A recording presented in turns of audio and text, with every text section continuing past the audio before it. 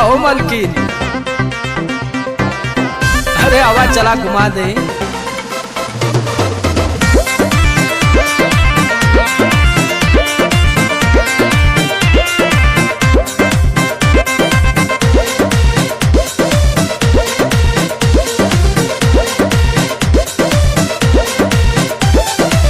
चलो ना जानू आज पटना घुमा दूं। अच्छा? चल के बजरिया में शॉपिंग करा दूं। बाबू ना सुनो, क्या बात है?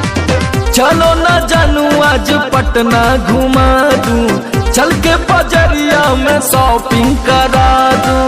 चढ़ब न फेरू सफरिया पिया, काले से उठे दरदिया पिया। अरे? कमरिया पिया, कमरिया पिया, कमरिया पिया, कमरिया पिया, भइल बाल पक के ककरिया पिया। अरे तो बड़ियार फजीहत हो गई।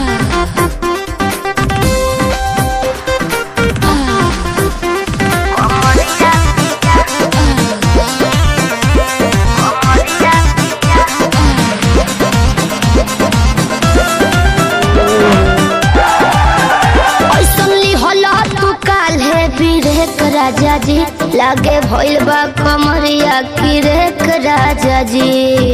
मुझे नहीं बुझाता बुझाता, सुना नहीं रहबू संभर के गोरी तमनवा चिहुकबे करी। जति जोश में खो देबू होश कमरिया मुरुकबे करी।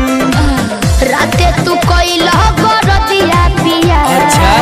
पोरे पोरे हो खता दरदिया पिया। कैसे? करिया पिया, भइल बाल पक के ककरिया पिया। पिछला उस सीजन में तो यह नाटक रहे।